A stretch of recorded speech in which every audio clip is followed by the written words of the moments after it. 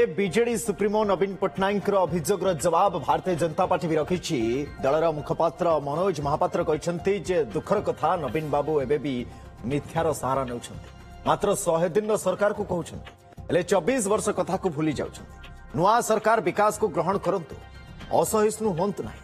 गरीब कमिला बोली कहते 25 वर्ष रे ओडिशा को लुटी बीजेडी नेता चिटफंड ब्रांड एम्बासाडर साजी ओडिशावासी लुटी बोली कहते मनोज महापात्र।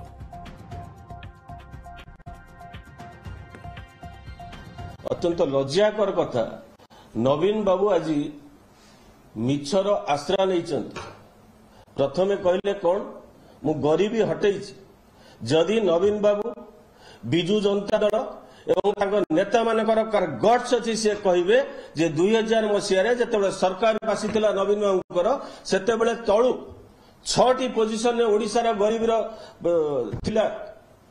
एबे आनिक कौन पचार 1 2 रे गरीबी पोजिशन रखिला परे राज्यर गरीबी कथा कहते नवीन बाबू। ये नवीन बाबू को मुहर शोभा पाऊ। स्वास्थ्य क्षेत्र में राज्यर अवस्था कौन थी आप समस्ते जानते।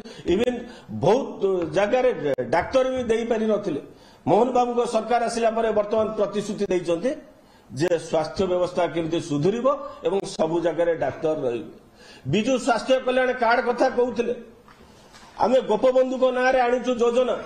मु भावुची कोउटी सी बिलिबिली होउचंदी जेहेतु बिजु नाटा थिले सी योजना ठीक अछि गोपबंधु को नारे योजना भूल एवं ता सहित आमे आयुष्मान योजना जोड़ीचु सी नवीन पट्टनायक को कोनसी परिस्थिति रे हजम करि पारुना। लज्जा लागिबा कथा बिजु जनता दल को जे जो सरकार 25 वर्ष रे गोटिए टंका देइ नथिला मात्र महिला मानकु आज भारतीय जनता पार्टी सरकार दउची 50,000 टंका पचारचंदी केते नै।